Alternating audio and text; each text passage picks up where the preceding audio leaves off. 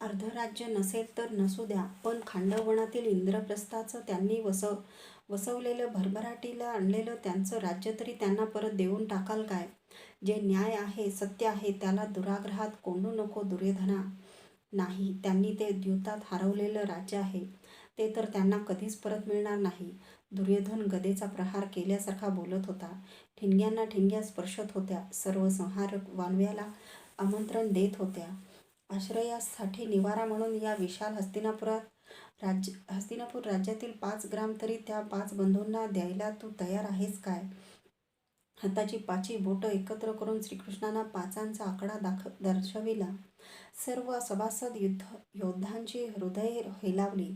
कुजबूज सुरू झाली. ती वाढू न देता दुर्योधन वरच्यावर तडकाफडकी म्हणाला, नाही नाही नाही, त्रिवार त्रिकाल नाही, 5 ग्रामच काय, पण सुईच्या अग्रावर थरथरत उभा राहणाऱ्या धुलीच्या कणा एवढाही भाग या राज्यातून पांडवांना कधीच युद्धाशिवाय मिळणार नाही. इतकंच काय, पण हा नकार घेऊन परत जाणाऱ्या तुझ्या पायांना चिकटून येणारी धुलीकण सुद्धा पांडवांच्या हाती पडू नयेत म्हणून मी सेवेकांकरवी ते झाडून घेतले असते.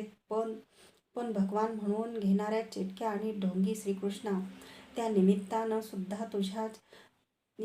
निमित्तानं सुद्धा माझ्या सेवकांचेही हात तुझ्या गाईच्या मलमूत्रानं बरबटलेल्या अमंगल पायांना लागू नयेत अशी माझी इच्छा आहे.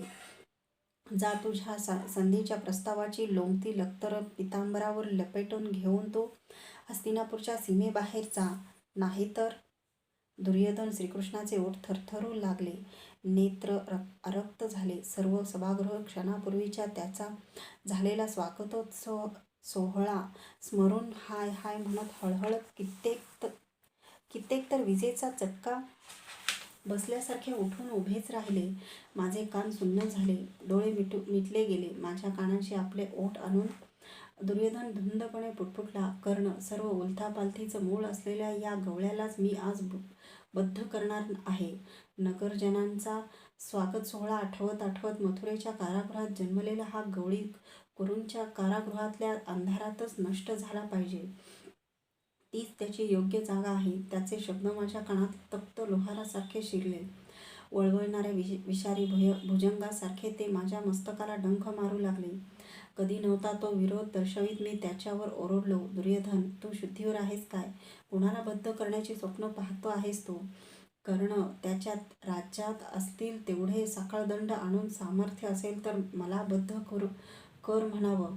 श्रीकृष्णानं क्षणात आपले विशाल नेत्र मिटून घेतले. क्षणभर माझं मन हरपलं. मला भास होऊ लागला की उतू जाणाऱ्या दुधासारखं त्याचं शरीर कणाकणाने स्फुल्लंगू लागलं आहे. क्षणार्धात त्याच्या मुकुटाचा शिरपेच सभागृहाच्या थेट छताला जाऊन भेटला. त्याचं ते विशाल रूप धारण केलेलं शरीर पुन्हा एकदा दिव्य तेजकणांनी ओतप्रोत भरलं. वादळी वाऱ्यालाही मागं टाकतील असे ते तेजकण चरणापासून मस्तकापर्यंत कितीतरी प्रचंड गतीने नुसते गरगरू फिरू लागले. सभागृहातील पाषाणाचे कोरीव स्तंभ त्याच्या दिव्य शरीरातून निघणाऱ्या असह्य प्रकाश वलयांनी वितळतील की काय असंच मला वाटू लागलं. सर्व कुरु योद्धे, ऋषीमुनी, सेवक सेविका भयग्रस्त होऊन त्या विराट देहापुढं लोटांगण घेऊ लागले. अंगावर कवच नसल्यामुळं त्याच्या तेजस्व रूपाची झळ आता मलाही पोचत होती, सोसवत नव्हती. कुंभासारख्या गोलाकार असलेल्या त्या तेजस्वी मुखातून शब्दसुद्धा तेजाचं रूप घेऊनच बाहेर पडू लागले. सभागृहाच्या छताला छेदू लागले. मी भानावर आलो. त्यावेळी श्रीकृष्णाचे शब्द माझ्या कानावर पडले, युद्धानं कोणाचेही प्रश्न मिटणार नाहीत. युद्ध हा मानवी क्रौर्य उखडून काढण्यासाठी योजावा लागणारा पण तेवढाच कठोर अंतिम उपाय आहे. युद्धामुळं मानवजातीचं कधीही कल्याण होणार नाही, कारण ते जीवनाचं अंतिम ध्येय नव्हे. जीवनाचं अंतिम ध्येय आहे प्रकाश, ज्ञानाचा, विज्ञानाचा, आत्म्याचा प्रकाश. तुम्हा सर्वांना तो प्रकाश युद्धातील मृत्यूतच मिळणार असेल तर मीही पाहिजे तसंच भयान महायुद्ध पेटवीन. त्या मातेतून तुम्ही जन्माला आलात, तिच्या अंतरंगातून रस घेतलेलं धनधान्य खाऊन वाढलात, त्या मातेतच तुमचं उत्तान शरीर चैतन्यहीन करून मिसळून टाकीन. हे युद्ध जगाला तुमचा अहंकार, मार्गच्युतता कपट, क्रौर्य, सूड या राक्षसी विकारांचीच कथा पिढ्यानपिढ्या ऐकवीत राहील. म्हणूनच लक्षात ठेवा, या युद्धात मी स्वतः हाती शस्त्र धरणार नसलो तरीही धरतीला भारभूत झालेली तुमची माजलेली उन्मत्त शरीर तिच्याच मातीत एकरूप करीन. वाचा बंद झाल्यासारखे सर्वजण निशब्द झाले होते. एकट्या महाराज धृतराष्ट्रांना दृष्टी नसल्यामुळं राजसभेत काय प्रकार घडतो आहे त्याची नीट कल्पनाच आली नसावी. सिंहासनावरून उठून ते भयग्रस्त आवाजात म्हणाले, यादवराज, आजचं भोजन राजवाड्यावर घेऊन जा. ते ऐकून त्या राजाचा घनघोर अंधत्वावर हसावं की रडावं हे कोणालाच कळेना. राजा, आज मी हस्तिनापुरात भोजन घेणार आहे. पण तुझ्या या न्यायभ्रष्ट राजवाड्यावर नाही, तर ते विदुरांच्या पर्णकुटीत. राजमाता कुंतीदेवीच्या हातचं. तो आपलं आसन सोडून ज्या शांत चालीने सभागृहात आला होता, त्याच शांत चालीने बाहेर निघाला. त्याला निरोप देण्यासाठी म्हणून पितामह, द्रोण, कृप, अश्वत्थामा सर्वजण त्याच्या मागोमाग राजवाड्याच्या महाद्वारापर्यंत खेचल्यासारखे सरसावले. ते भयभीत झाले होते, व्याकुळ झाले होते, मनोमन पार हादरले होते. श्रीकृष्ण कोण असावा? एक गोपाल, एक योद्धा, यादवराज, पांडवांचा मामेबंधू, की दुर्योधन म्हणाला तसा चेटक्या? माझ्या मस्तकाचा प्रश्नाचे घणाघात बसू लागले. श्रीकृष्ण निश्चित असामान्य आहे, ईश्वरी अंश असलेले आहे. विचारांचे अचूक बाण शंकाचं मस्तक फोडत होते. मीही उठून सर्वांसमवेत त्याला पोचविण्यासाठी महाद्वारापर्यंत आलो. उंबरठा ओलांडताना तो क्षणभर थांबला. मागं वळून त्यानं सर्वांना प्रणाम केला. मीही माझे हात जोडले. घडू नये ते घडलं होतं, आणखी घडणार होतं. कर्ण, ये. त्यानं उजव्या हाताचं बोट मुडपून मला जवळ बोलवलं. जवळ जाताच एकदम माझा हात त्यानं आपल्या हाती घेतला. अनुभूत संवेदनांची एक शिरशिरीच त्याच्या त्या दिव्य स्पर्शामुळं माझ्या सर्वांगात क्षणात तरळून गेली. त्यानं सर्वातून मला एकट्यालाच का जवळ बोलवावं? राजसभेत भाषणाच्या प्रारंभी सर्वप्रथम माझाच निर्देश का करावा काही समजेना.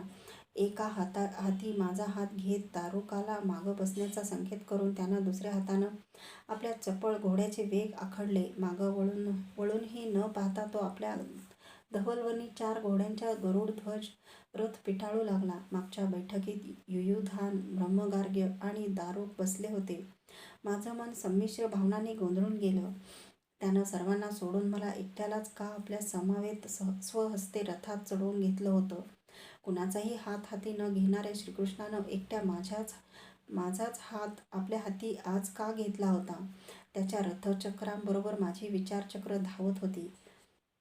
कडेच्या एका डेरेदार आम्रवृक्षाच्या गर्द पर्णझडीतून एक कोकिळ पक्षी सप्तसुरांतील तान घेत आमच्या रथावरून झेपावत सर्कन पश्चिमेकडं गेला. त्याच्याकडं पाहताना मला मावळतीच्या सूर्यदेवाचं दर्शन झालं. आजच संध्याकाळचं अर्ध्यदान राहिलंयच. मी स्वतःशीच पुटपुटलो. कडेचे कदंब, अशोक, आम्र, पिंपल, वट असे कितीतरी वृक्ष तीरासारखे सरासर धावत मागं पडत होते. रथ नगराबाहेर जाण्यासाठी धावतच होता. माझ्या जीवनाचा राजरथही त्याच्या सहवासात कीर्तीच्या राजमार्गावरून सुसाट धावत होता. श्रीकृष्णाच्या रक्तवर्णी मृदुल उबदार हातात हात गुंफून वायूबरोबर फरफरणारं त्याचं पितांबर माझ्या मांडीला सतत घासत होतं. वळणं घेताना कललेलं त्याचं नीलवर्णी शरीर माझ्या शरीरावर निशंकपणे पुन्हा पुन्हा रेलत होतं. जिथून विदुरांची पर्णकुटी स्पष्ट दिसेल अशा एका गर्द वटवृक्षाजवळ येताच त्यानं वेग आखडत रथाची गती कमी केली. नगराच्या सीमेजवळ आम्ही केव्हाच आलो होतो.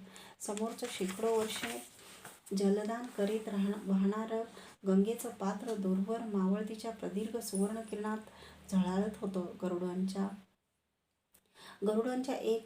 गरुडांचा एक थवा कितीतरी उंचावरून आपले भक्कम पंख फडफडवीत मैनाक पर्वतावरच्या आपल्या निवासस्थानाकडे परतत निघून गेला. तो पाहताच मला शोनाची आठवण झाली. एकदा त्यानं विचारलं होतं, दादा, तू जाशील का रे गरुड पक्षासारखा उंच उंच?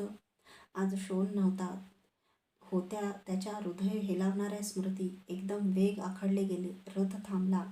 माझी विचारचक्रही थांबली. नगराबाहेरची सीमा संपली होती.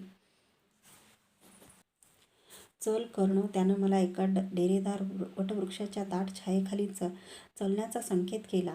रथमार्गावर तसाच सोडून तो माझा हात हाती घेऊन त्या विशाल वृक्षाच्या एका गर्द शाखेखाली आला. एका काळ्या पाषाणावरची दाटलेली धूळ आपल्या उतरियानं झटकत तो यादवांचा तेजस्वी नायक त्यावर बसला.